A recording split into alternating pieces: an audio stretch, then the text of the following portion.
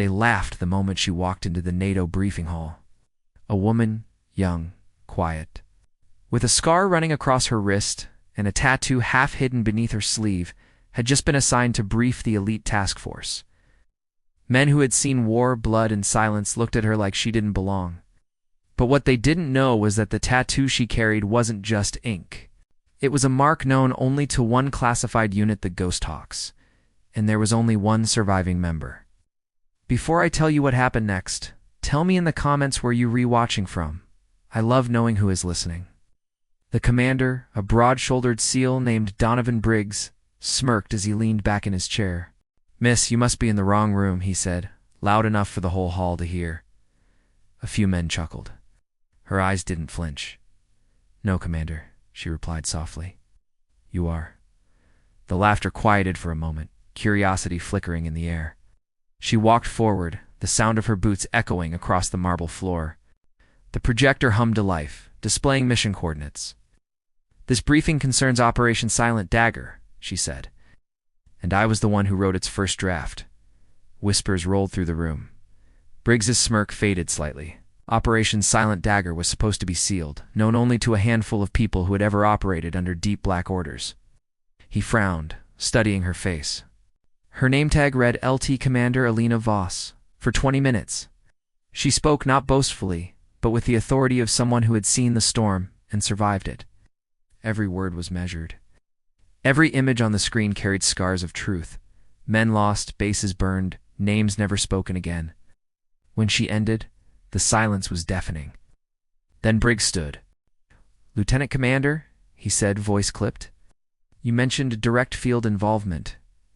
For a NATO analyst, that's quite the claim. Which division were you attached to?" Lena hesitated for a breath. Then slowly she rolled up her sleeve. Gasps rippled through the hall. There against the pale skin of her forearm was a black hawk, wings spread wide, talons clutching a fading skull. The mark of the Ghost Hawks.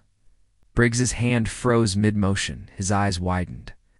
He had seen that symbol once carved into the burnt wreckage of an enemy compound years ago.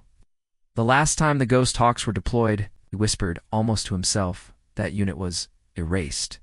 She nodded. "We were, officially."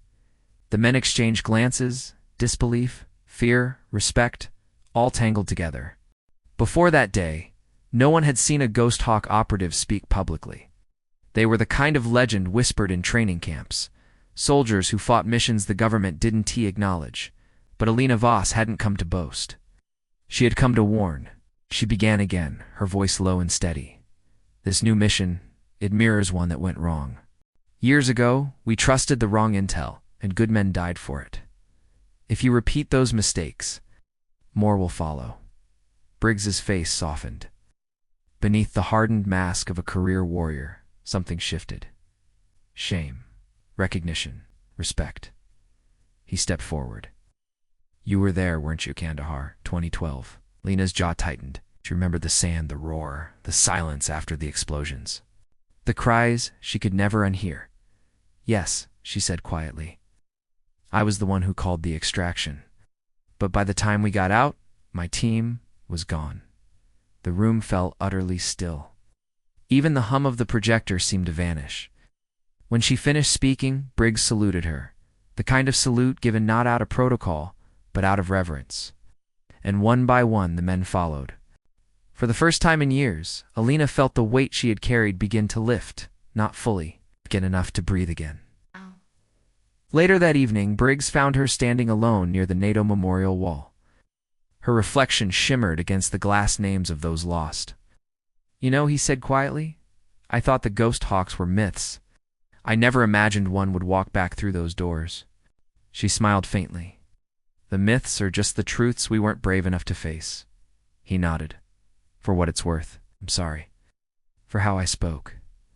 She turned to him, her eyes calm and certain. "Respect isn't given, Commander. It's earned, and sometimes it's redeemed." He nodded once, the kind of nod soldiers share when words are too small for what they mean. When she left the building that night, the sky above Brussels was streaked with red and gold, dawn breaking through the fog. For Alina Voss, it wasn't victory. It was closure. The ghosts she carried hadn't left her, but they finally stood beside her, not behind. Because legends never truly fade.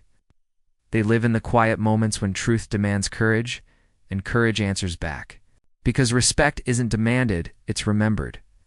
And as the first light touched her tattoo, the Black Hawk seemed to move, as if ready to fly again. Outro for Whispered Words. If this story moved you, don't forget to subscribe to Whispered Words, where every tale reminds us that courage doesn't always roar. Sometimes it whispers. Tell me in the comments what courage means to you. I'd love to hear your thoughts.